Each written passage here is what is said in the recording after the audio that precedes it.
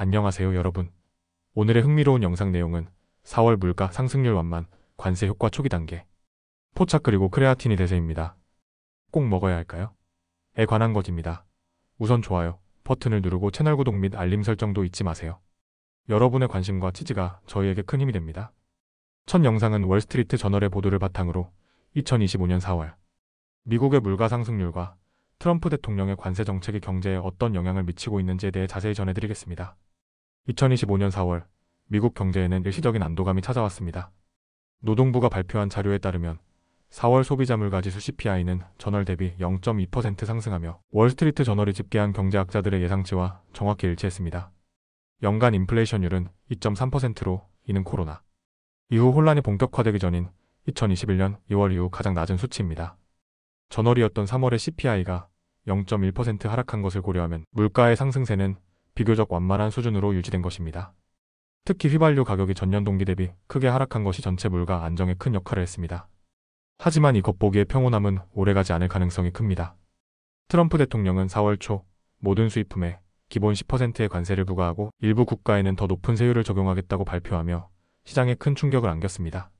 특히 중국산 제품에는 무려 145%의 관세가 적용되었고 기업들은 백악관의 변덕스러운 무역 정책에 허둥대야 했습니다. 하지만 이번 주 초 미국과 중국은 일시적으로 서로의 고율 관세를 낮추기로 합의하면서 일말의 숨통을 틔우는 듯한 분위기도 감지되고 있습니다. 이처럼 관세 정책이 하루아침에 뒤바뀌는 상황에서 많은 기업들은 어떤 가격 전략을 취해야 할지 여전히 혼란스러워하고 있습니다. 소위 핵심 인플레이션 지표라고 불리는 식품과 에너지를 제외한 물가 상승률은 2.8%로 나타났습니다. 이 역시 전문가들의 예측과 일치하며 전반적인 인플레이션 둔화 추세를 뒷받침하는 수치입니다. 그러나 전문가들은 단기적인 안도감을 경계하고 있습니다. 판테온 매크로이코노믹스의 경제학자 올리버 앨런은 인플레이션이 잠시 낮아졌다고 안심할 수 있는 상황은 아니다라며 본격적인 충격은 이제 시작일 뿐이라고 경고했습니다. 이번 보고서는 연방준비제도 이사회, 즉 연준 패드의 정책 방향에도 중요한 신호를 줍니다. 현재 연준은 금리 인하 여부를 두고 관망세를 유지하고 있습니다. 4월 인플레이션이 안정적이라는 점은 금리 인하의 문을 열어줄 수도 있는 긍정적 신호이지만 동시에 앞으로 다가올 관세 인상의 여파를 우려해 금리를 섣불리 내리기 어렵다는 현실도 있습니다.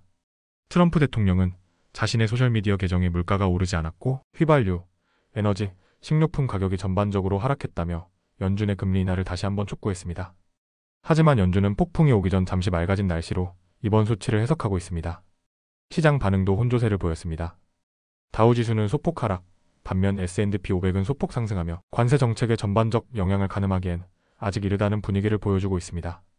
투자자들은 앞으로 몇 달간 관세가 소비자 가격에 얼마나 전가될지 주시하고 있습니다. 기업들의 현장 반응도 심상치 않습니다. 모건 스탠리의 수석 이코노미스트 마이클 카페는 현재 매장에 진열된 상품들은 내지 3개월 전에 계약으로 들어온 제품이라고 설명하며 현재 인플레이션 수치는 과거 데이터에 근거한 것일 뿐 여름에 들어서야 관세 충격이 본격 반영될 것이라고 분석했습니다. 실제로 많은 기업들은 관세가 적용되기 전 대량으로 상품을 수입해 재고를 확보해두었고 이를 통해 일정 기간 가격 상승을 억제해왔습니다. 그러나 이 전략도 영구적일 수는 없습니다. 결국엔 소비자 가격에 관세 부담이 전가될 수밖에 없다는 우려가 커지고 있습니다. 특히 가구, 자동차 부품, 오디오, 장비 등 관세가 부과된 일부 품목의 가격은 4월 들어 이미 상승세를 보였습니다. 반면 항공료는 하락했는데 이는 미국 소비자들의 경기, 불확실성 속에서 휴가를 미루고 있다는 신호로 해석됩니다. 흥미롭게도 자동차 가격이 오를 것으로 예상되는 가운데도 중고차와 트럭 가격은 오히려 하락하며 시장이 가격 인상에 저항하고 있다는 해석도 나옵니다. 한편 중국과의 무역 관계에도 중요한 변화가 있었습니다. 트럼프 대통령이 관세를 일시유예하면서 중국과 거래하는 기업들은 약 90일간의 여유를 얻게 되었습니다. 그러나 이러한 유예 조치도 언제든 뒤바뀔 수 있다는 불안이 존재합니다. 실제로 관세는 트럼프 대통령이 1월에 취임하기 전보다 훨씬 높은 수준을 여전히 유지하고 있습니다. 정리하자면 4월의 인플레이션 수치는 당장의 경제 안정성을 암시하지만 트럼프 대통령의 관세 정책과 이에 따른 기업들의 반응, 그리고 연준의 금리 결정이라는 세 갈래의 흐름이 맞물리며 앞으로 몇 달 동안 미국 경제는 큰 방향 전환점을 맞이할 가능성이 있습니다. 물가가 잠시 멈췄다고 안심하기에는 아직 이릅니다. 본격적인 폭풍은 여름에 도달할 수도 있습니다. 다음 영상은 월스트리트 저널이 보도한 아주 흥미로운 건강 뉴스를 전해드리겠습니다. 바로 요즘 온라인과 헬스 커뮤니티에서 큰 인기를 끌고 있는 크레아틴 보충제에 대한 이야기입니다. 이 영상에서는 단순한 근육 보충제를 넘어서 크레아틴이 뼈 건강, 두뇌 기능, 그리고 정신적 안정감에까지 영향을 미칠 수 있다는 최근 연구 내용을 중심으로 이 보충제가 과연 꼭 먹어야 할 필수품인지 살펴보겠습니다. 과거에는 근육을 키우려는 보디빌더들만 먹는 제품으로 여겨졌던 크레아틴이 이제는 중년 여성, 노년층, 그리고 헬스 초보자들 사이에서도 화제가 되고 있습니다. 그 이유는 단순합니다.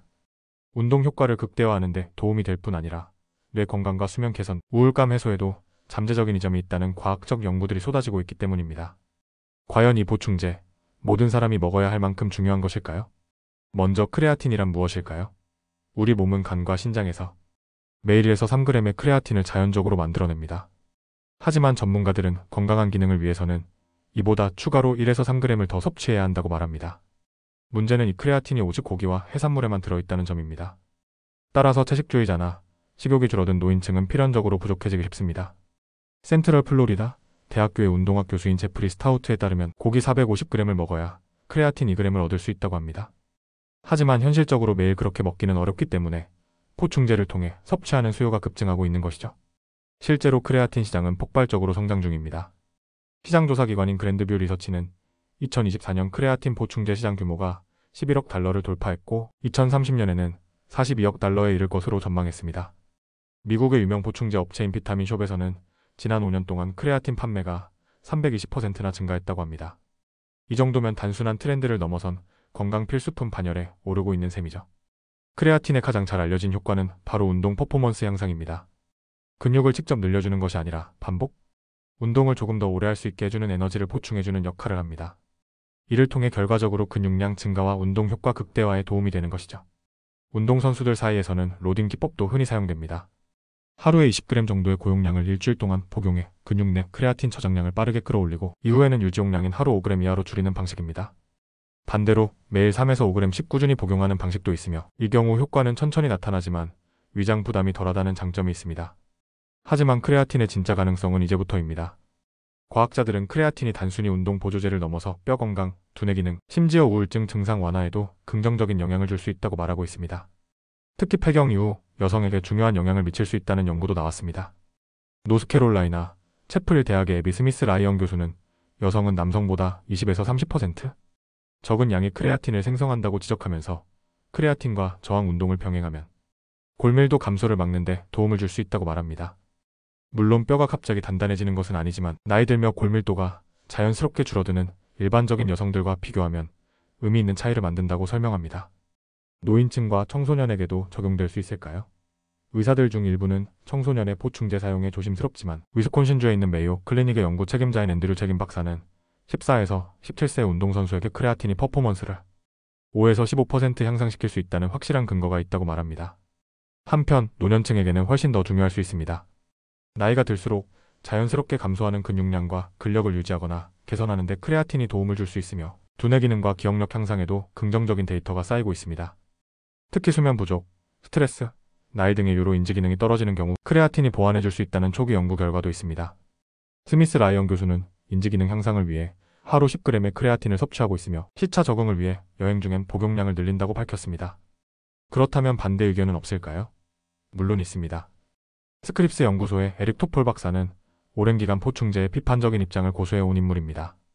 그는 보충제가 건강을 증진시킨다는 강력한 증거는 없다고 주장합니다. 그러나 그 역시 최근 인터뷰에서 크레아틴은 예외일 수 있다고 인정했습니다.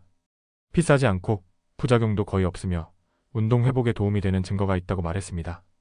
결론적으로 크레아틴은 만병통치약은 아닙니다.